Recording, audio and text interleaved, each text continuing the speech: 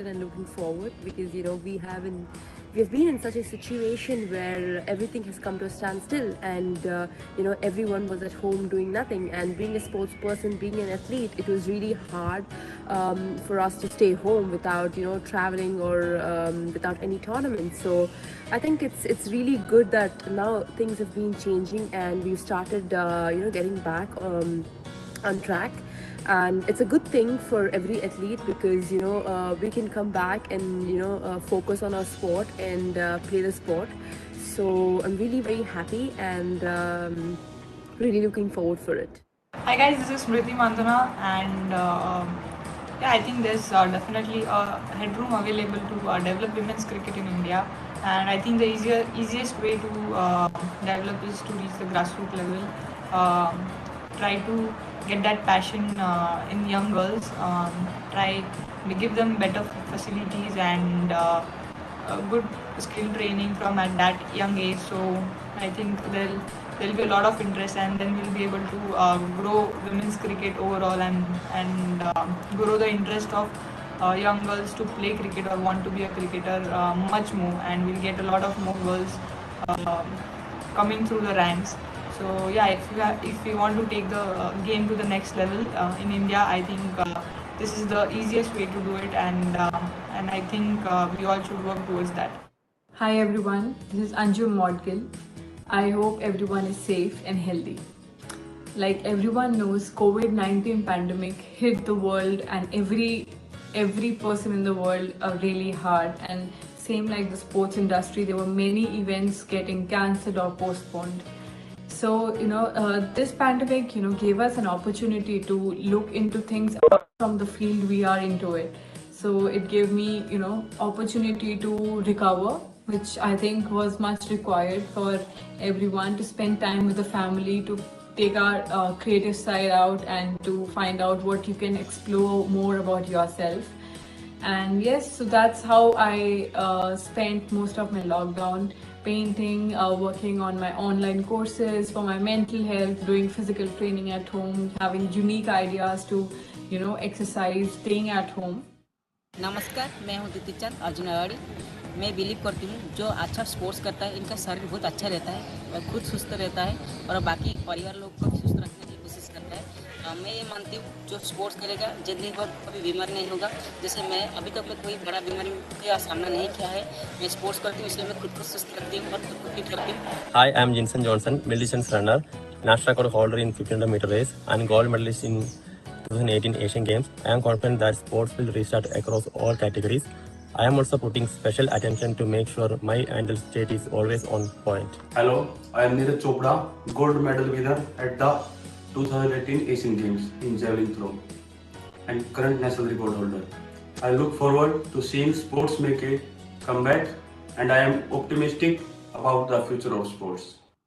Hi, मैं Hima Das, sprinter and current Indian record holder in 400 metre. मैं ये मानती हूँ कि वातावरण के साथ हम सभी लोगों को एडजस्ट करना चाहिए। लॉकडाउन के दौरान को और डाइट को काफ़ी ख्याल रखा ताकि मेरा स्किल अच्छी रहे, फिट रहे, इम्यून रहे। Hi, I am Mohammad Nasaiya, sprinter and current national record in 400 meter. I am positive that the sports will make comeback after this pandemic, and therefore advise all my fellow athletes to continue putting their hard work preparation for the training. Once again, a warm welcome to all our viewers. I would like to mention that the next panel discussion on mega sports events in India shall begin in the next 10 minutes. That's at 4 p.m. sharp. Thank you so much. Hello everyone. So finally we are getting sports back on track, and as an athlete I'm really very excited and looking forward because we've been in such a situation where everything has come to a standstill, and everyone was at home doing nothing. And being a sports person, being an athlete, it was really hard for us to stay home without traveling or without any tournaments. So I think it's really good that now things have been changing and we've started getting back on track. And it's a good thing for every athlete because we can come back and focus on our sport and play the sport. So I'm really very happy and really looking forward for it. Hi guys, this is Smriti Mandana, and yeah, I think there's definitely a headroom available to develop women's cricket in India, and I think the easiest way to develop is to reach the grassroots level.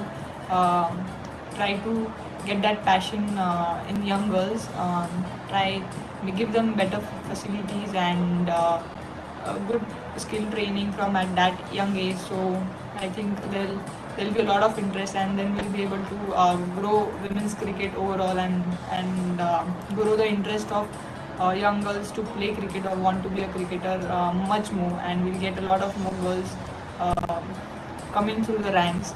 So yeah, if we want to take the game to the next level in India, I think this is the easiest way to do it, and I think we all should work towards that. Hi everyone, this is Anju Modgill. I hope everyone is safe and healthy. Like everyone knows, COVID-19 pandemic hit the world and every person in the world really hard. And same like the sports industry, there were many events getting cancelled or postponed. So this pandemic gave us an opportunity to look into things apart from the field we are into it. So it gave me opportunity to recover, which I think was much required for everyone, to spend time with the family, to take our creative side out and to find out what you can explore more about yourself. And yes, so that's how I spent most of my lockdown: painting, working on my online courses for my mental health, doing physical training at home, having unique ideas to exercise, staying at home. नमस्कार, मैं हूं दीप्ति चंद अर्जुनवाड़ी। मैं believe करती हूँ जो अच्छा sports करता है इनका शरीर बहुत अच्छा रहता है और खुद सुस्त रहता है और बाकी परिवार लोग को भी सुस्त रखने की कोशिश करता है। मैं ये मानती हूँ जो स्पोर्ट्स करेगा ज़िंदगी भर कभी बीमारी नहीं होगा। जैसे मैं अभी तक मैं कोई बड़ा बीमारी का सामना नहीं किया है। मैं स्पोर्ट्स करती हूँ इसलिए मैं खुद को सुस्त रखती हूँ और खुद को फिट रखती हूँ। Hi, I'm Jinson Johnson, middle distance runner, national record holder in 1500 meter race, and gold medalist in 2018 Asian Games. I am confident that sports will restart across all categories. I am also putting special attention to make sure my mental state is always on point. Hello, I am Neeraj Chopra, gold medal winner at the 2018 Asian Games in javelin throw and current national record holder. I look forward to seeing sports make a comeback, and I am optimistic about the future of sports. Hi, मैं Hima Das, sprinter and current Indian record holder in 400 metre.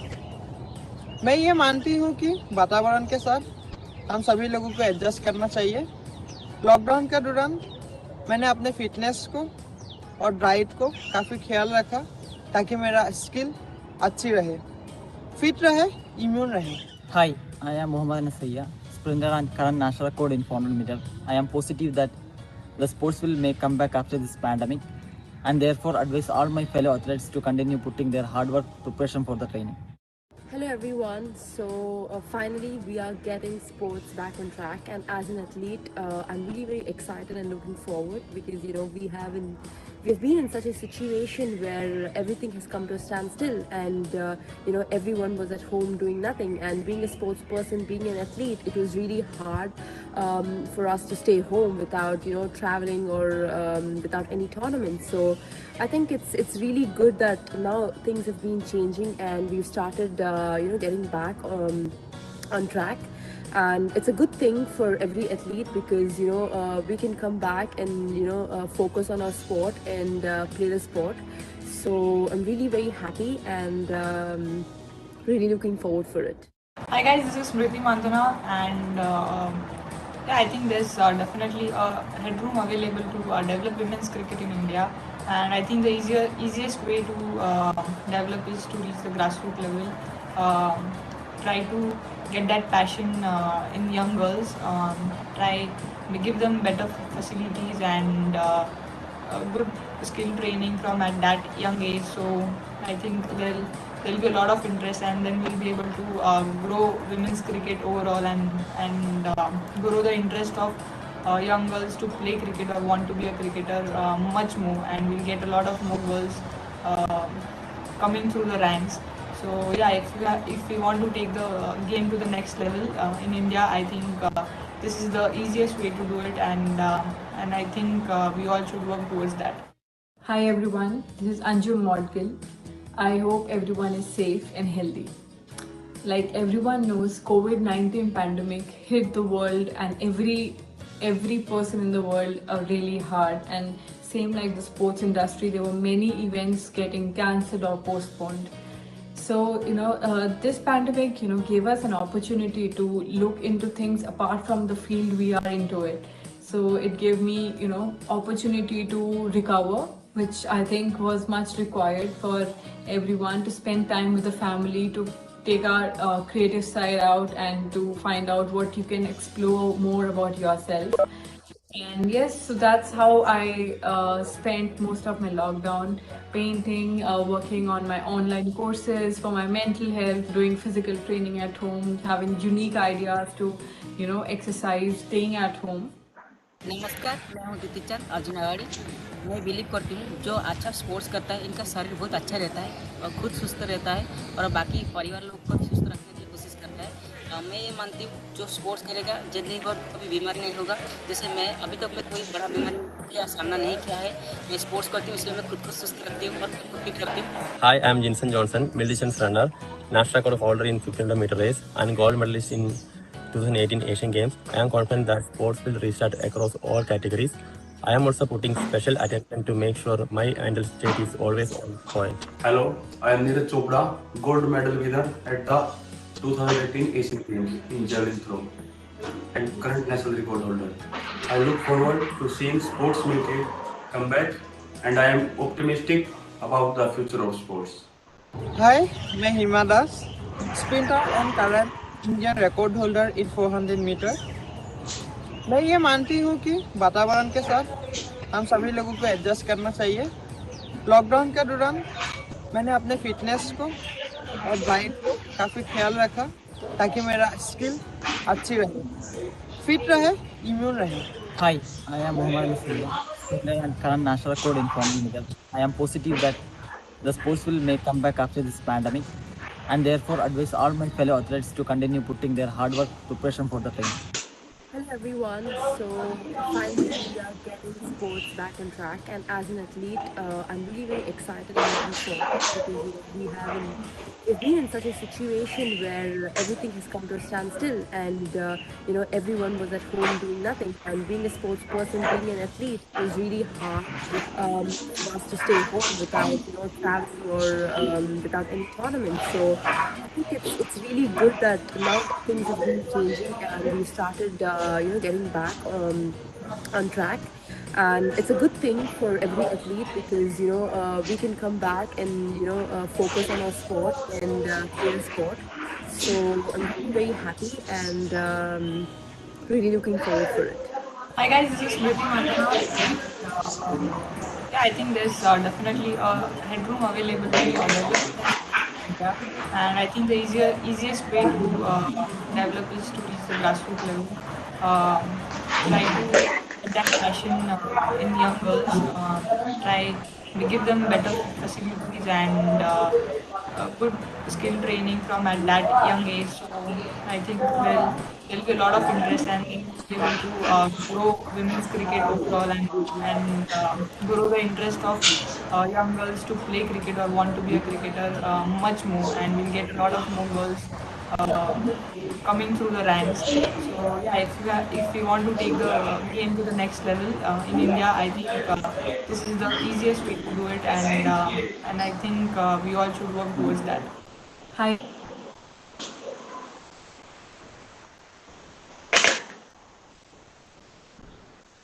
Once again, welcome to all our viewers, and thank you for joining us for the next session panel discussion. We are just waiting for senior journalist Mr. Ayaz Mahmood to arrive onto this virtual space. As soon as he joins in, we shall begin the proceedings. Thank you. Namaste, Batra ji. How are you, sir? Namaste, Vinil ji. Good, sir. Thank you so much. Thank you so much, Guruji. Good evening, sir. Vinil, sir. Good evening. Batra ji, how are you? I'm good, sir. Thank you so much. Sab theek, sir.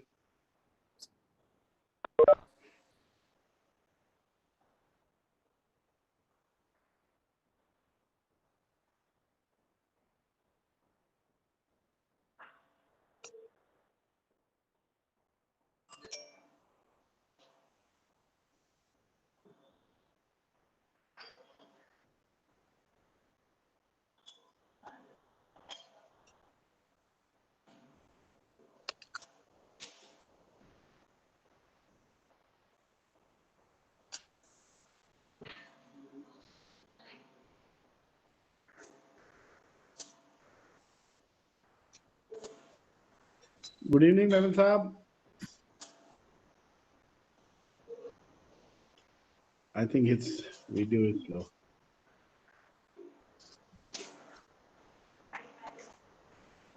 Hi Good evening, Ayaz, Naman. how are you? You're on mute.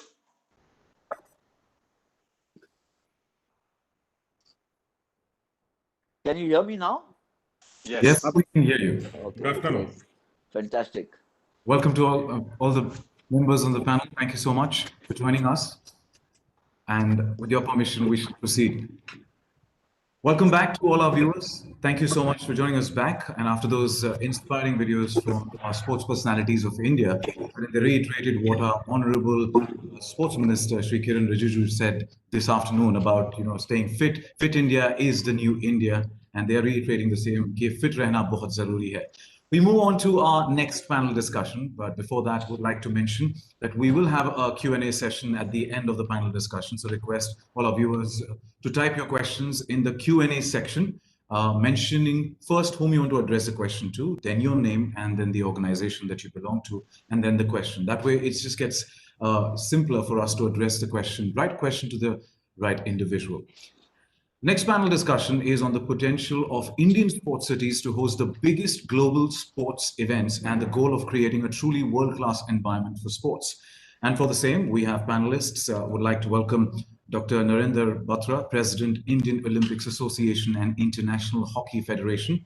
He has been a highly active office bearer of Hockey India since he took up the post of treasurer in the year 2009. He is an integral and involved member of the International Hockey Federation, having served on the FIH Competitions Committee and currently a member of the FIH Executive Board.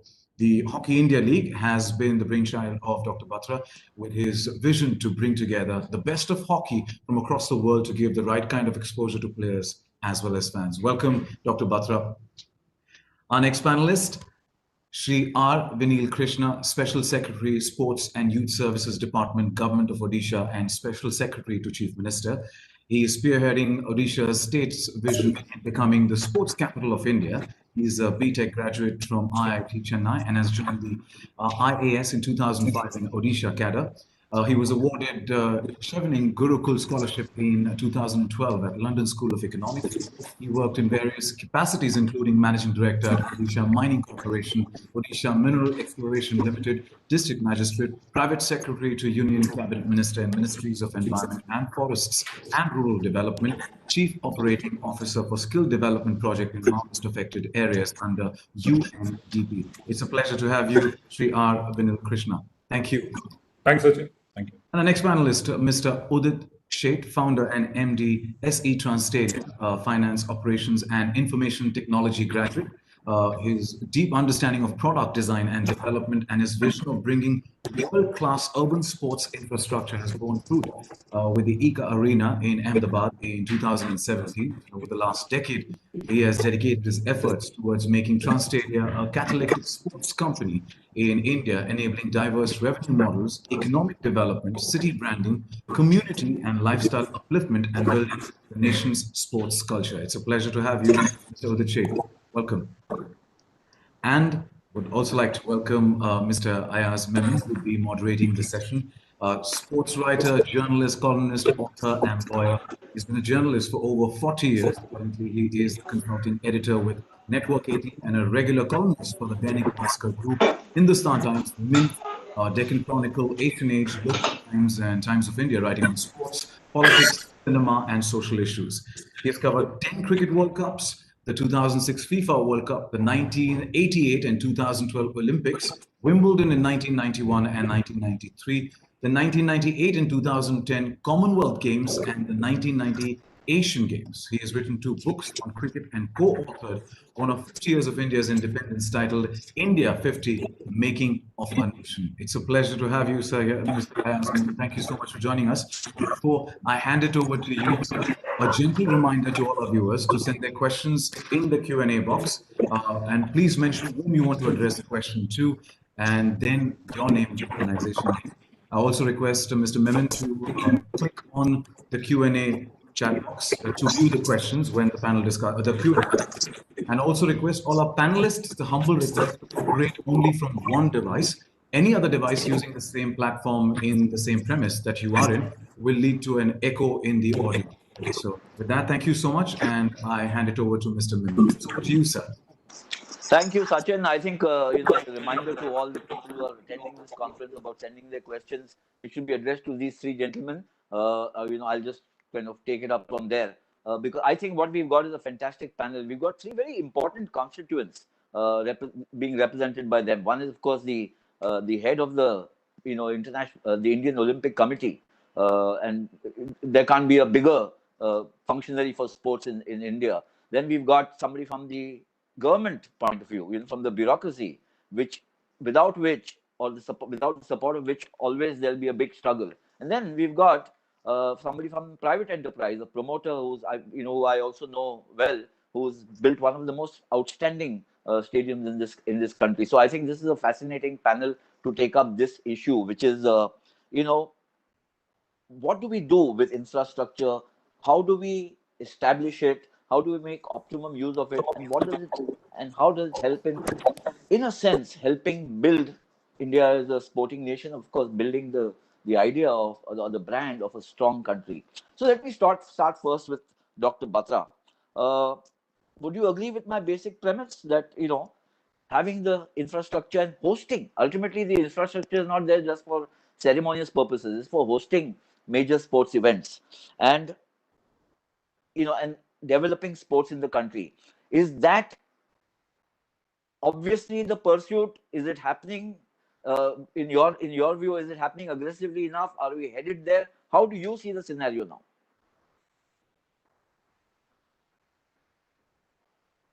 Dr. Batra, I think you're on mute. Yeah, I know. No, I'm sorry. I think I'm on. I was on mute. Yeah. So I've been heading IUA for last 3 years, and I've been certainly looking in all these directions and working on these directions. See, when you say setting up world-class infrastructure, it involves both Government of India and the state government, because one cannot do it. There are restrictions and limitations. You asked me today, can India host events and do they have world-class infrastructure? We have good infrastructure, but if we are talking of Olympics, well, we need to work a little harder and much more harder to create that kind of infrastructure.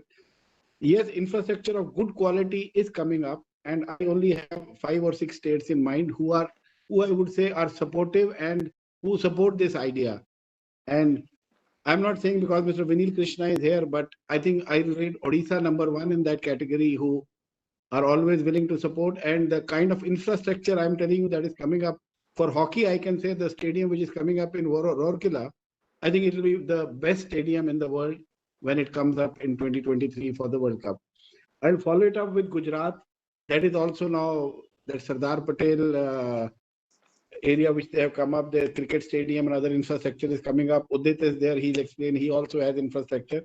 These are states which are interested, and I see Guwahati, Assam having some interest, UP having some interest, Delhi and Kerala. The rest of India, I rule out right now. I don't see any interest coming out of there, so I won't waste time discussing the other states. This is where we see the potential, and if we intend to host Olympics or Asian Games or Commonwealth Games, these high-ticket games, so these are the states I think we'll focus on and we'll concentrate. You're asking of capabilities. Yes, India is absolutely capable of hosting any event, and it's just a matter of time that you will certainly see Olympics coming to India. I know 2032 they have, I think, shortlisted Australia, but we were bidding for 32 and 36, and we are bidding for 30 Youth Olympics also. That's a smaller ticket event. But yes, we are on that target, and we are going after these events. Thank you, Dr. Bhaskar. I'll come back. This issue of bidding for the Olympics is always, it's a little prickly because it's always seen as, that this is the attempt which is going to be facetious. We don't know whether we can do it. I know that you have your own point of view, but we'll come to that later. Let me just get Udit's inputs into this, the major premise of our conversation today. Udit, you've come up with the arena in Ahmedabad. I think it's a fantastic stadium.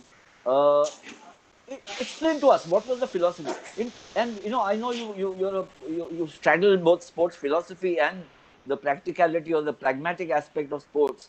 So nationhood, building brand India, getting this infrastructure in place, what's your overarching kind of thought on this?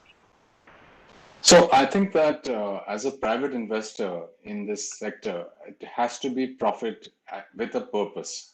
It can't be either or because sports is about development. You have to allow it to incubate. But when we are talking about mega sports cities, mega events, making them smart cities, then none of this can be smart without having a very smart culture, which is a fit India culture. And I think that the example that has been set in the pandemic of getting India to become more fit, the coronavirus has also taken up a lot of visibility in terms of building immunity. And I'm so happy that on this panel today, we have a leading state like Odisha, and I have been in touch with them on what the wonderful things that they're doing, and also Batraji, who has been a beacon of leadership in the Olympic movement. I think all the people, as you said, are very, very uh, pertinent about building infrastructure. As a private investor, I can't do anything on my own. I need a state government support. I need a central government support. I need the municipal party, the municipal corporation also supporting me, the federation also supporting me. That way, so I'm the backbone of all of this, but I don't come in the front. I'm not the sexy side of sport as such, but I'm very practical. It has to be something which has to be a legacy. You have to be able to rebrand the city. You have to be able to connect with the community. You can, you can build the real estate in a great way around the stadium. You can have a really nice attraction that people come to the cities. Sport is not about sport alone. It's about tourism. It is about finance. It's about competition also, but it's about hospitality, events. And therefore, this budget was very, very exciting for me because for the first time, the government emphasized that stadiums will be monetized in the country. And therefore, as a private investor, I see it as a great opportunity. And this panel will be one of the main catalysts for this kind of progress in the country. So, Udit, quick response before I go to Vinil. You mentioned about the municipality, the state government, and the central government. All the support of all these three needed. What's been your experience? Is what easy to get? Or you run into many obstacles? Is it running a steeplechase, or is it you can coast through these problems? See, there is something called, the curse of the pioneer. When we are doing something for the first time, it is a lot of educating that you need to do with everyone. We are not building a port or a road or, a highway or a bridge. We are doing something and PPP was the first step that I took in this sector. So it's going to be a lot of hard work. But after my model has been established and I have also learned from it, I have not made the perfect model. I have made a lot of mistakes. But learning from this, I think the industry can grow very quickly. And yes, we have to build relations. We can't do it on a piece of paper, online, single window. It is sport is a melting pot of a lot of things, and we have to allow them to melt. Okay. Vinil, Odisha, I mean, both Dr. Batra and Udit have talked about the vision and the activities that Odisha government has got involved in where sports is concerned. So I just want to, I mean, I've been myself to the stadium there. I've been for the Asian track and field event. It's been absolutely fantastic. Just fill us in on how did Odisha take this lead? I mean, for most of the country, it seemed like it was in the boondocks. And, yes, they have some sports talent, largely in hockey, but getting there, getting the big events to come there, getting the focus of not just the country, but also Asia, perhaps even the world, onto the state and saying, hey, look at us. This is what we are doing for sports. What's thought behind that? How did you all go about doing it? Yeah, I'm glad that you were there during the Asian Athletics Championships. So that itself was one of our major landmark and main event, which had actually propelled us into the field of sports in a big way. You must be remembering that Asian Athletics is something that we were asked to host within a short notice of about 3 months, and there was no tracks. Tracks were to be repaired. There were no floodlights. The stadium was not in good shape. A lot of infrastructure was to be made. So the entire event was conducted within a very, very short period of 90 days. In fact, we call it as a 90-day challenge, and we are very proud about that particular event. So that event actually brought a lot of these stakeholders together. The federation, which was, AFI was at that time, they were searching for a state which will actually get it done in time. And also the sports persons, the entire, you're talking about the bureaucracy and the municipal corporations and all that. So that's one event where the entire state has come together, different wings of the state, different stakeholders. And that is when we realized that, sports has that great unifying factor. And it has always been our Chief Minister's vision that we need to do something about the youth, continuously engage with them. And that's one of the events which has actually given a lot of momentum to this vision. What he always says that sports is for youth and youth for future. So it's in respect to that, as a continuous engagement of our youth in a very productive manner. That's where the sports comes, and of course the health and fitness is something that is very, very important for the society as a whole.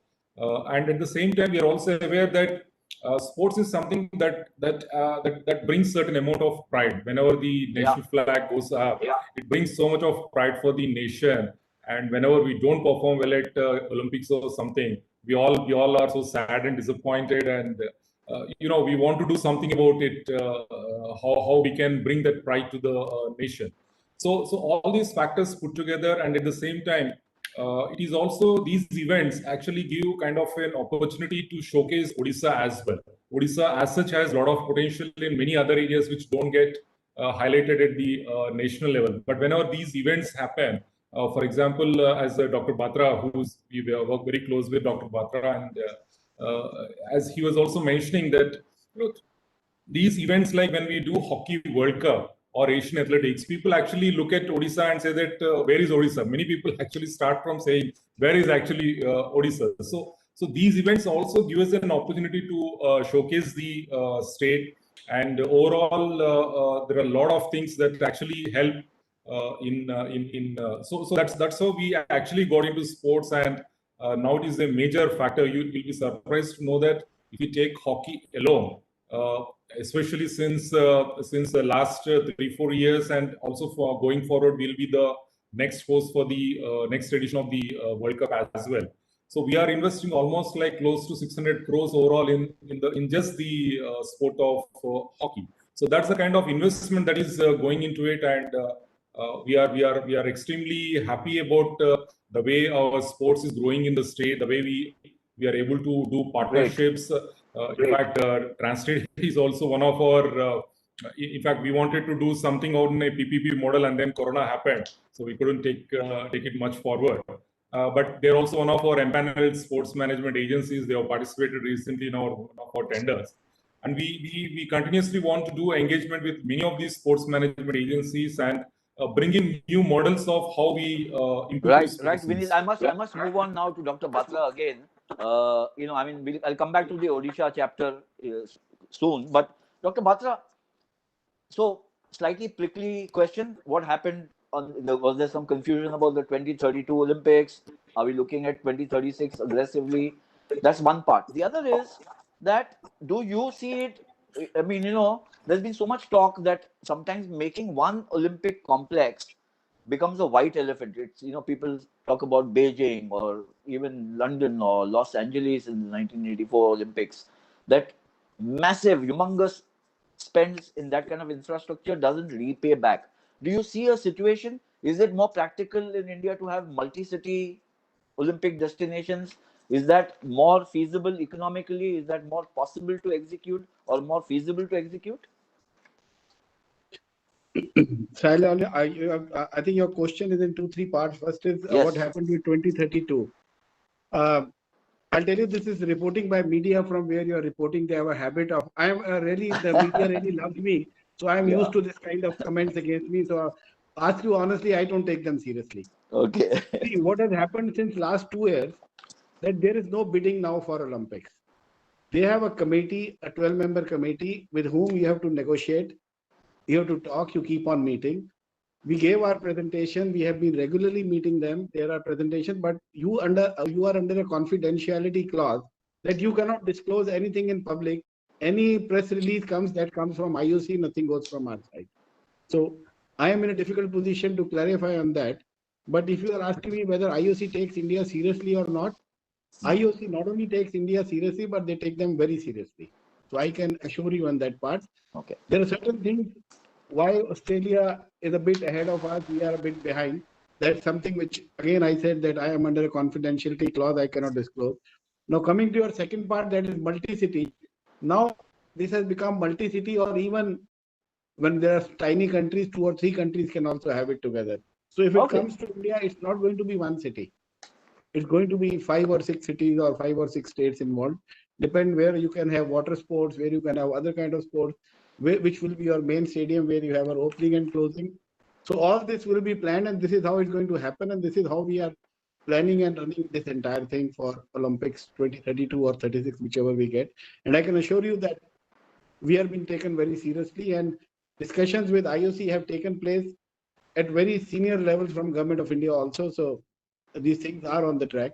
So nothing has fizzled out, but media has a habit of interpreting it their own way. So I cannot comment on that. Yes, Dr. Batra, as blunt as always. Udit, how you talked about public-private partnership, getting clearances, getting the support of the government, municipality, the central government. That's one aspect. The other is from a promoter point of view or private enterprise point of view, sustainability is the big issue. How do you make it financially sustainable? So you did mention that yes, it should be sports, maybe hospitality, but can you just fill out a little more in details, because it's 365 days in a year. A sports event, even in the Olympics, is about 14 days, and you can have 1 month before people start coming in and filling up maybe the stadium and the city. What happens for the rest of the 11 months or 10 months?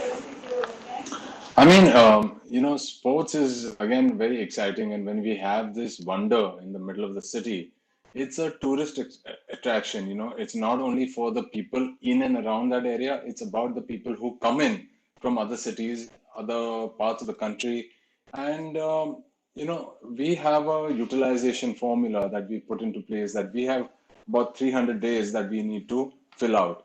We plan our own events. We work with event agencies. We do a lot of academies and development, sports science development, a lot of biomechanics. Today, I'm working with the International Yogasana Sports Federation, and we are talking about biomechanics and electronic scoring systems in yoga by, seeing how we can develop coaches and how we can teach globally. The same thing I'm doing with other federations, and we've been a home for the Kabaddi, the Kabaddi initiative for a long time as well, and we work very good with broadcast. So even for Government of Gujarat, I am a preferred venue in our agreement with them, that I'm a preferred venue for all of their events. We have retail, which is ongoing. We have hospitality over there. We do certain leadership programs over there with people. So we are always full. We have a wellness and yoga center there for our discerning customers. So I can actually invite you. I ask for a 30-day cleansing program. Not that you don't need it or need it, but so these are the things that a stadium can do. We can excite people at a micro and a macro level. It's about your imagination, and that is something. I can have a street food festival over there. I mean, it's not only about sport. The main thing that I have to always consider is that the pitch which I am taking care of, the field of play, is sacrosanct, and don't damage that. So with technology, that is possible today. But otherwise, a stadium is like I would say, a wonder house of incubation of ideas and services. Okay. So, Vinil, you did mention at length about how the vision of the state government and the creation of the wonderful infra, which has attracted some really very big tournaments and events. Now, what has been, and if it is data led, please let us know about that. What has been the impact on the people within the state, especially at the grassroots level? One of the things about having events, mega events or medium scale events, is that you want to create a sports culture in that city, in that state, and consequently also the country. What has been, have you got some really exciting data emerging from these events that you had? So these events, as you rightly said, these events actually give kind of a momentum to this kind of a sports culture across the state. So in a democracy, this generates a demand. So if you are investing certain amount of money in Bhubaneswar to create a stadium and conduct events, now there is demand from across the state that they also want some level of sports infrastructure. So you'll be happy to know that in this particular budget, we have just started a urban sports development project, wherein we are now going to construct indoor stadiums, indoor halls, and cricket and football fields across all our urban bodies. That means almost like 120 locations. We are going to do it. So it's almost an investment of close to 500 crores. That's going to happen in the next 1.5 year. And at the same time, for example, hockey. Hockey is some certain parts of the state are really passionate about hockey. I'm sure you must have heard about Sundargarh and Rourkela region. So this time when we are doing this next edition of Hockey World Cup, there's a huge demand from that area, and that's how Rourkela has now become the center, not Bhubaneswar. Increasingly, you will find that Rourkela will be the main center of hockey, with the India's largest hockey stadium coming up there for the World Cup. And there in every block, there are 17 blocks. So in every 17 blocks, each block is going to have an AstroTurf, which is like unheard of in most states will not be having it. Now we are talking about a district having 17 AstroTurfs. So that kind of a demand, the culture to have sports, and even in schools, for example, we are now training almost close to 7,000 physical education teachers to because now people want to get into sports. And we need to show them that path, either in terms of infrastructure or the coaching aspect. And Corona, of course, has given that big boost to general society that they need to be fit and they need to be healthy. So that these events help in these driving these sports forward. Yeah. So now, Dr. Batra, now that I've got you, in full flow, batting freely and stroking freely, let me ask you, you spent the better part of your lifetime as a sports administrator looking at how India can become an Olympic nation, etc., etc. Now, I'm not asking whether we can or not. You've already answered that. What I want to know is there a demand from within the IOC, the international community, to say, let's look at India? Like the FII is all jumping into the Indian Stock Exchange. Are people now clamoring to come to India and some of these other countries which were otherwise we were seen as pariah nations, that we couldn't do massive sports events? Has that mindset changed? I think that mindset has changed, I would say 360 degrees. Because what I see now is that India right now is the 5th largest economy in the world, and by the next 5 to 6 years, we'll be the 3rd largest economy. And the money is going to come from here. They cannot ignore India. India is a population of 1.3 billion, maybe will be 1.4, 4.5, something by that time. So such a big population and such a big economy cannot be ignored, and everyone understands that. And even if you see today in time of COVID also, India is the one which is helping almost 40 to 50 countries with vaccinations. So India is a country now, people understand they mean business. That old impressions and things are all faded away. Indian scientists, technologists, everyone is doing fantastic all over the world. The best doctors are from India or from this subcontinent. So those impressions have changed. Impression about India has changed. And I don't see not only IOC, but even CWG or our Olympic Council of Asia, everyone takes us seriously. And I think we are in serious business now as far as sports is concerned. Great. So, Udit, I mean, you have spelt out the rationale behind the arena and the constituents which can support, how it can be monetized or actualized. But what are the interventions do you think are still needed or necessary to fast track vision? I mean, ultimately, if you set out on a project, you don't want to spend 25 years trying to finish the project, because then it just becomes not worth it. And then you are not an example for other promoters or private enterprise to get in. In a country as large as ours, we should have more and more such private enterprise getting in. So, what are the interventions that you think are necessary at what stages, whether it's government or BMC or anybody else? I think the interventions have been cleared out very nicely in the last few years in terms of the banking sector, looking at this in a very favorable way. The infrastructure sector has included sports stadiums in a opportunistic way, and sports stadia are not just stadia. You can have so many allied infrastructures around it that they can become very, very viable, very comfortably remunerating as well. But it needs a backstop. At any infrastructure which is about sport needs sporting events which are massive in nature, like the Odisha government is doing, what Batraji is doing with bringing big hockey and big, events into India, which is very, very good. And that backstop of only sports and non-sports events. So I think the culture of sport has to pick up a little more. We need more youth coming into sport in a big way. New education policy has been fantastic about getting people into sport and sport education. Also developing coaches. This entire, today India for a long time has been a couch potato as far as sport has been concerned. We have to get up from that couch and become players on the field. And therefore, I really congratulate the sports minister, the prime minister, government of Odisha, to let people play and take them into curriculum, take it into fitness. And that is going to spur the change. It's not only infrastructure. We can't do it all on our own. And I think all the pieces are coming to play in a great way. I think the next 2 or 3 years are going to be very fantastic for sport. So let me extend this, line of thought a little further, Vinil. So he's talked about how the government has helped, and in the last 5-6 years, whatever the measures that have been taken have helped sports develop. I'm going to come back to that and ask Dr. Batra also. But in your experience with the infrastructure you've created, with the events that you've got, with the impact that you have been making on the people of the state, has it impressed people who open their wallets and fund sports? Has getting sponsorship been easy, difficult, impossible?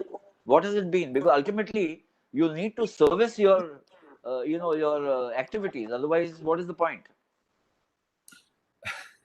So as you very well know, apart from cricket, no sport in India is actually commercially so viable. So and hence the support that is required from the government till the time that they become actually commercially feasible. For example, hockey. There is a lot of craze for hockey in Odisha. Yeah. So our stadiums, when we do good hockey events, international hockey events, the stadiums are almost full. But they won't pay the way the tickets. If we increase the ticket value to the cricket or even half of what they pay for cricket, people will not accept it. Still, that gap is there, and sponsors will come when we create that overall product in such a manner that it is actually acceptable to the sponsors as well. Apart from that, there is a lot of fund as such for these sports. I feel that it's all about how do we package it and how do we stream those funding. For example, in Odisha, it's not only the government which we are spending on sports, but we have partnerships with many of the industries. Industries spend a lot of money on CSR, and most of the time they duplicate the efforts of the state government. For example, we might be spending in schools, they'll also spend on schools, we'll be spending on some health, they'll also spend on some health. So we have discussed with many of the industries who are based in Odisha, and we have tried to see that how they can focus on sports, because we are also very clear what is our strength and what is our weakness. Our strength is we can fund infrastructure, but then we have a great weakness in ensuring a very quality kind of a coaching structures and coaching programs. So that's where we have, for example, I just give one example of hockey again, where we have a partnership with Tata Steel and Tata Trust. So they are based within our stadium. We provide all the infrastructure, all the support, and they run the academy within they use the best facility that is available within the stadium, and they run it. Similarly, we have tie-up with JSW for swimming. JSW also has presence in Odisha. So JSW is not only running our HPC, they are also now going to run 20 our swimming pools, our own state swimming pools, which we have across the state, 20 of them. We are going to maintain the infrastructure. They are going to run the coaching program. So in this manner, we are only trying to just see how we can channelize the private support as such.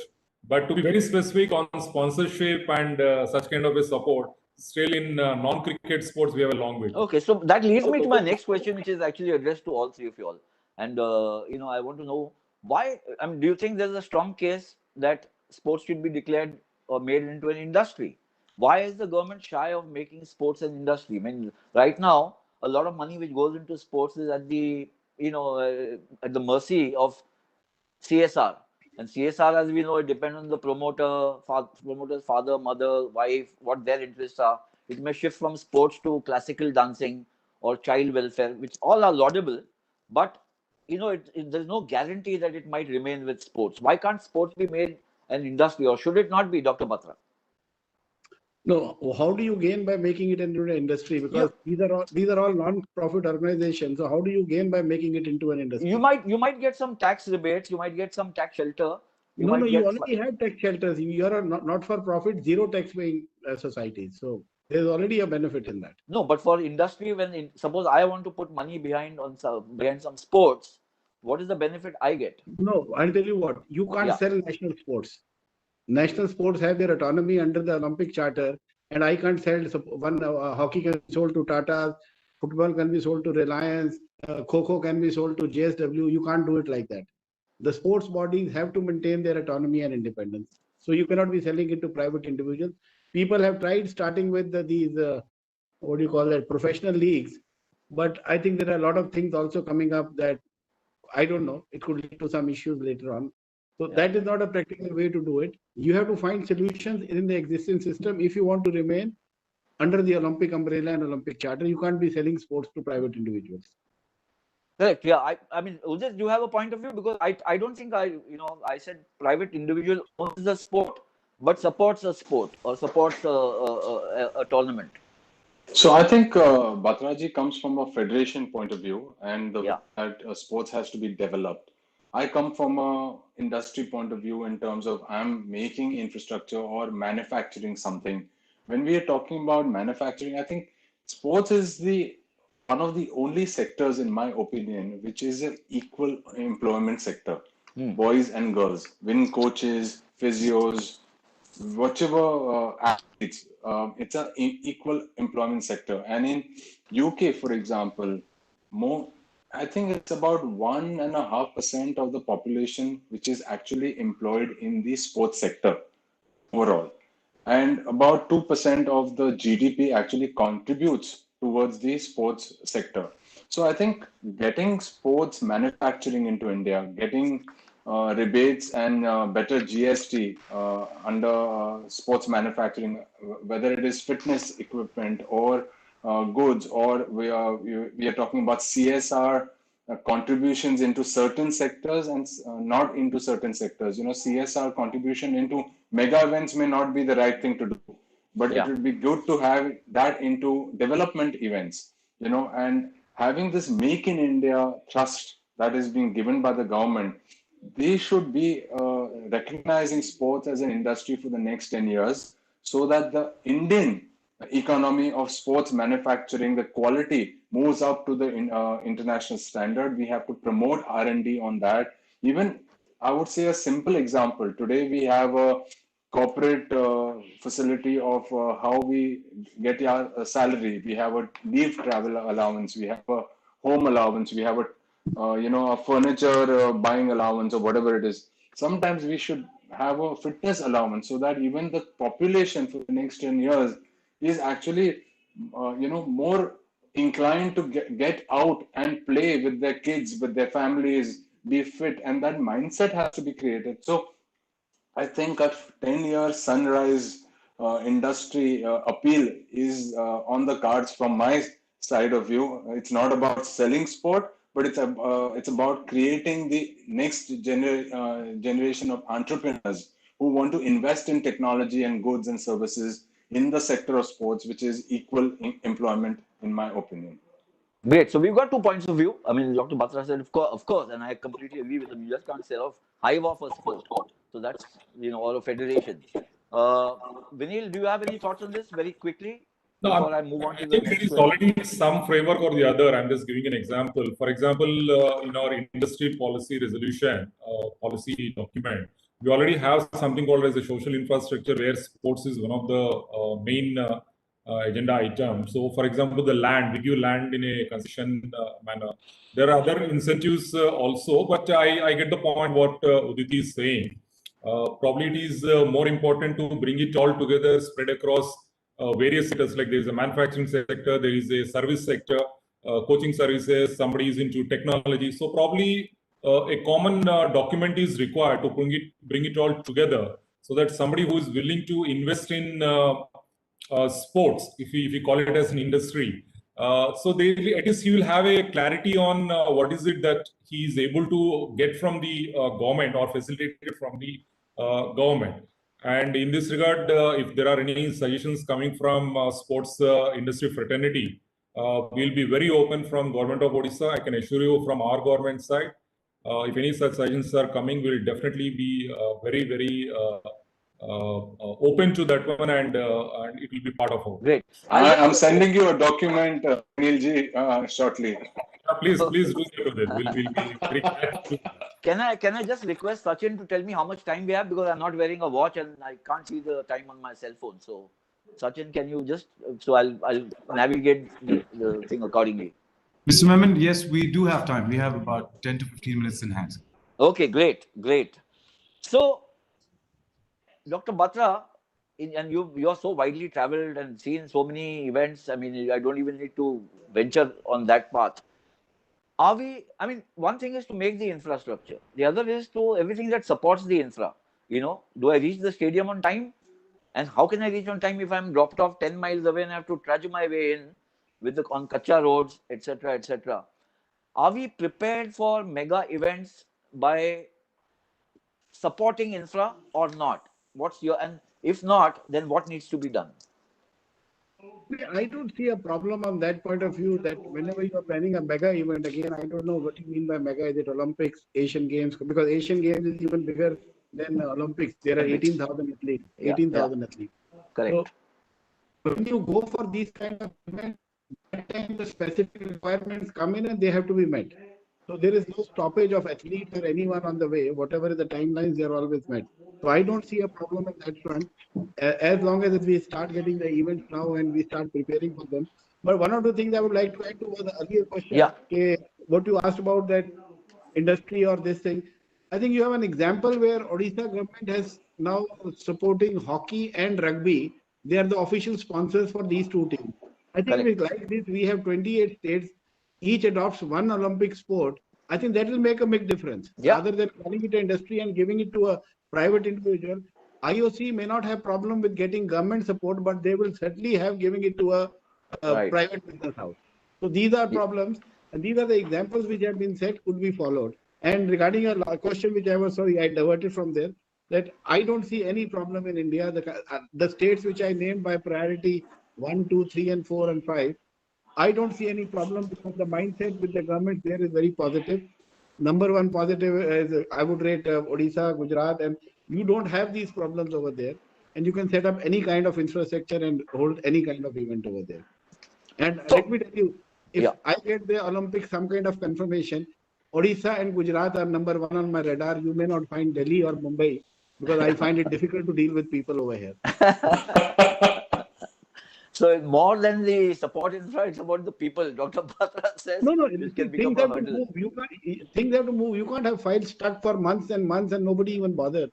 You can't work in this kind of atmosphere. That's true. I'm telling you, work in Odisha, it's a pleasure working over there. I'm telling you, it's a pleasure. I have really felt, I've never seen such a good environment working anywhere in India as you see in Odisha.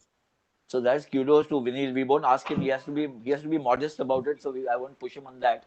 But Udit, I mean, you've been, doing the chakkar of the country, and you've seen so much of infra and stadia. And apart from the fact that what you've created yourself, my own early experiences, and I'm emphasizing on the word early. So many cricket stadia that I used to visit.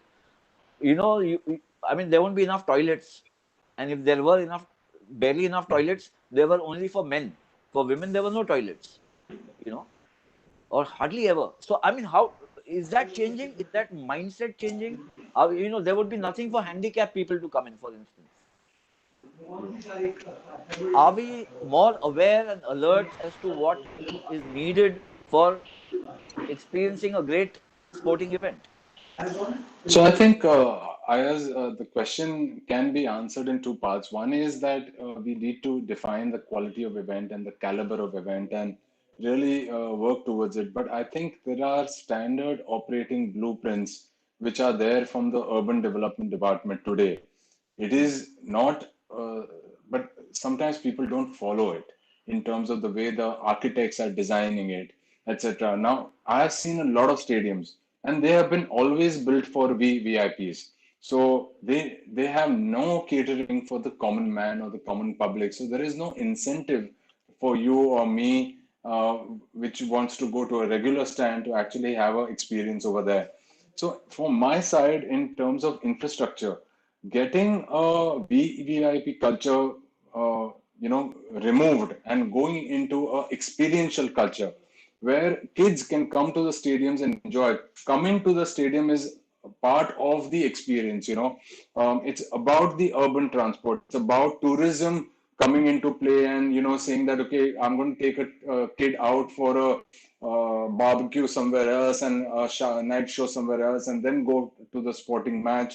I think that culture is missing. I think having a healthy outing, is also very important. So the entire experiential side of creating the event is not in place today, and that is something that has to be created. Of course, like Batraji said, we can pull off any event, but one thing is to pull it off. The second is to actually make it into an experience that everyone will remember that I went there with my father, and it'll never happen again. That's the thing that I think all of us are looking forward to as we grow the sector of sport. Great. I was going to add before the yes, Dr. Batra, boliye. No, I'd like to add what Udit said. Udit, I think you've not been traveling in India. Maybe you've been traveling outside India. You come to see the matches that happen in Odisha. I'm telling you, not only have play zones for everyone, you have eateries for everyone, you have rides for everyone. So I think those I'm coming there next. No, I've seen these matches in England. I've seen these matches in Holland. I've seen in Odisha. I would give 9 out of 10 to Odisha and maybe 5 out of 10 to other two countries. So this is much ahead. It was a pleasure for common people, and I would say I was so happy to see more of female crowd watching because they felt so safe and secure even at 9 or 10 in the night. So this shows how much the culture has changed. So you need to come to the next events we are having in Odisha, then you will change your opinion. Absolutely, sir. Maybe with IR when we have the next interview. I think we should have a night together over there. And Benilji, we are very excited to see that Odisha's culture can permeate into all the 30 locations of India. I was actually going to, before Dr. Batra said what I was going to give an example of an All-Stars game, basketball, which I attended in Los Angeles a few years back. And the whole city was buzzing. And every step you went over there was linked to the game, that All-Stars game, the eateries, at least in that area where the stadium was. It was massive. It was fantastic as an experience. So are we heading there? I mean, Dr. Batra has answered partly your question, Vinil. But if you want to add something further to that, you can. I'm glad actually that Udit has raised a very important point, and I am completely in agreement with. So in Odisha, also, I'm thankful to Dr. Batra for his very kind words about Odisha. In fact, it is our pleasure to work with Hockey India with the kind of determined leadership that Dr. Batra gives and the professional setup that they have. Because we also work with many other sports federations, and we clearly see the difference between Hockey India and many other federations. Having said that, we also learn from events. So Dr. Batra is basically talking about the Hockey World Cup, from when this experience is also has become part of the organizing the sports event. So before that also we organized many events, and we also learned a lot of lessons from that. So as Udit was saying rightly, that people are willing to go to a mall, spend a couple of thousands of rupees for as a family outing, eat very unhealthy food, knowing very well that that is unhealthy, and still they go there because they need some outing. They need to go somewhere in the city to as a family. Why can't that be to a stadium where it is more healthy? They are actually in the fresh open air. So that doesn't happen because for a multiple of reasons. One of the reasons what you are also mentioning is the public transport. Yeah. Do we actually have that kind of a public transport the way you can move around, say in London? And I will tell you that one of the biggest point in which people get really irritated by the time they reach their seat is the security. There will be 10 points where they will be kind of, it's their duty. We can't really find any fault with the policemen also. But yeah, that is a very, very crucial experience that they actually have a streamless, without any hassle, they come into the stadium. So during the Hockey World Cup, we actually trained almost 600 policemen, policewomen in how do they deal with the audience. So when people actually came to the stadiums in Hockey World Cup in Odisha in Kalinga Stadium, they were really surprised that the police people were, and we ensured that most of the policemen were actually not in their uniform. They were not carrying guns. They were not carrying batons. They were actually having in a jersey kind of a thing, like a sports one, with just security police written on the back. So it's like a friendly police. So the moment they come to that particular police very checking important, point, very important. Yeah. there are the lady or the gentleman police person. He will talk very nicely to them, like how sometimes you get an experience in the other countries. So right from there, the experience of coming into the stadium as a nice, good family outing, having a place, you're talking about toilets. Toilets were taken care of. Toilets were very, very standard. There is a nice, good eateries. All the best brands were kept in the stadium. So this experience of coming nice, very smooth manner into the stadium, having a good experience back safely back. So this is very, very important, so that that couple of thousands which they are spending in a mall, maybe if we create that kind of a product, people will be very, very happy to come and spend. Yeah, they'll be enticed to come there. Got it. I've got one question which is for all, and answer it briefly, and then I've got my googly for Dr. Batra. After which I will ask for the questions that have come in to be bold. And one is, and look, I'm shifting a little away from just the theme of mega sports events in India, and this is for all three. How do we, as take Khelo India or Fit India away from just being policy mentioned by the government to actualization at the field level or at the ground level? Otherwise, it just ends up becoming policy or propaganda. How do we, in your experience? I mean, there has been a couple of years of experience we've had of how these schemes are faring. What can be done further? Dr. Batra, let me start with you. I'll start because I have nothing to do, so be very straight on it. See, Fit India is a program for entire country, so I won't link it with the elite athletes. That's a program which I think is necessary and definitely everybody should be healthy body, healthy mind. So I leave it there. See, Khelo India, what was happening was that because of this fund resources, like mentioned, that everything goes into cricket and doesn't come here. So an activity has been started in various age groups now. It's less than 17 and more than 70. Right now it's 2 groups, but accordingly it might become 3 groups at a later stage. And it has been now linked with academies also. Like in hockey, I've been given about 25 academies. So we list them A, B, C, D in categories depending upon the facilities they have. Same way it's coming in swimming, badminton, athletics, everywhere. So what is going to happen in our next 3 to 4 years, you will see athletes coming up, or you will have identified talent. Now, can you build up from that or not is something which each individual federation will have to decide. And like Udit mentioned about biomechanics and all, these are something which are very important from the initial stage. Right. Like I can tell you, biomechanics, if you say I'm going to do high jump, biomechanics will tell you at the age of 12 or 13, you cannot jump more than 5 feet, so don't waste your time. Or how quick you can run 100 meters, it gives your entire structuring. These are things which can be explained. And then your other things also, which are the other major, I've just given one example. There are many other things which can be measured, and they can decide which actually area you have a potential. They can guide you.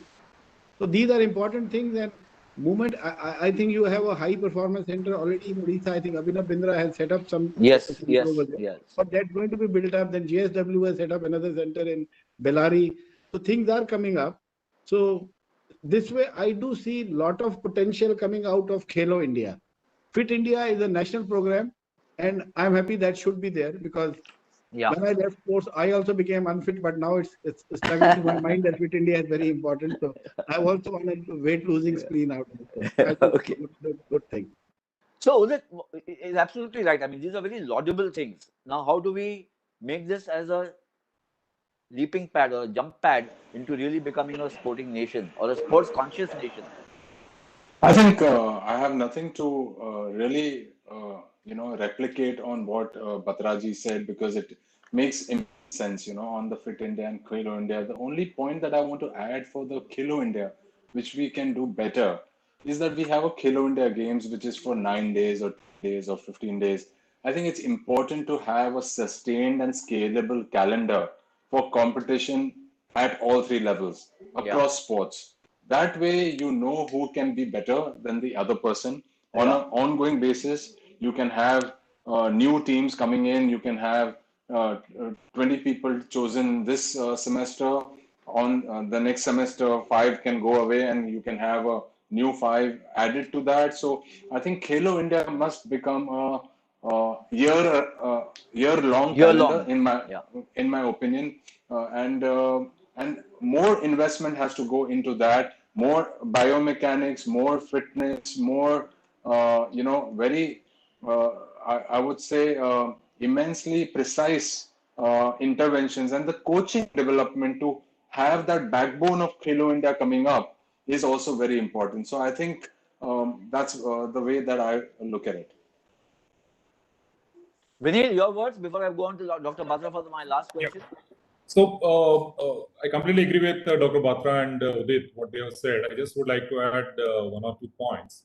One is Khelo India and all is something that happens at a national level. So now we need to see competitions are the most critical in sports. So, and how do we integrate with the schools is also one of the most important thing that needs to happen, so that these competitions happen at its standard level, right from the, let's say, a block level or a district level, school level competitions, even sports specific competition organized by the state associations, how they can happen at every level. Now, when Saina gets a medal, she becomes the champion for badminton, and then there are lakhs of kids and girls who take up badminton. Correct. So how do you create those smaller Sainas at every level? In a school, if somebody, some girl does very well, she comes back with a medal. She is given that honor in an assembly, school assembly, saying that she is our hero. She's done so much. That's going to propel another 20 girls to take up that particular sport. So while Khelo India is at a much larger level, where it is the topmost point of reaching, but at the same time we need to create that entire pyramid of competitions done in a very standardized format. Yeah. So, and the broader the pyramid, the more elite athletes you'll get. Point taken. Dr. Batra, last question. What's happening on the Olympics 2021? Do you have any inside information? What's happening with the federations? What state of preparation are they in? Are they, I mean, every once in a while I read in the newspaper, MC Mary Kom has said, "Boss ho gaya politics and Rajya Sabha and all, let me start training." And then some other discipline they say, but we are also, there's this looming threat of COVID. In Japan, reports are suggesting that the Japanese government wants the Olympics, but the people are apprehensive. So where do we stand, and what is the status of the athletes? What's going to happen with them? So yeah, मेरा अपना assessment है. I will say that after listening to all the people, I do talk at all levels and meet people who matter also. Olympics are happening, definitely. There is no doubt it's not happening. So that one thing is settled and clear. On the spectators' point of view, they have not taken a final call. Some kind of statements come that the Japanese public does not want, some government minister or some government member of parliament says something. I think they'll take a call somewhere in April, then again in May, then again in June. My feeling is the worst situation, you will have at least 50-60% spectators filling the stadium from outside Japan. That's my personal feeling. It's a way to, I would say it's a business trick to increase their hotel rates, that if I'm getting a hotel room, okay, let me block it. That's their good. It's a good business trick. But this kind of spectators are going to happen. Balance, they'll fill up with the Japanese spectators. I feel 56% will definitely go. As far as India is concerned, we have about 78 athletes already qualified. And my feeling is by the time the entire qualification gets over in June, we should have a contingent of about 125 to 30 qualified athletes, I'm talking of. Okay. And when you include the support staff, which is allowed as per our quota, it will be 185, but now everybody wants a physio, masseur, personal coach, so many things. It will be about 250, 75 will make stay outside the village, near to the village. So that's normally how it happens. You get a day pass, you go in, meet them, come back. But there are many restrictions now of outsiders going into the village because the COVID tests are going to happen every 4 days. So these are many things which yet also need some kind of solution or resolution. So I think if TV was not there, then this panic would not have arisen. So many plagues and panics have happened, but this has been, I think, outblown by I don't know why. So ask me honestly, I'm not worried. If I have to go, I'll definitely go. And the athletes are training with any sport who have qualified or in the process of qualifying. They are training.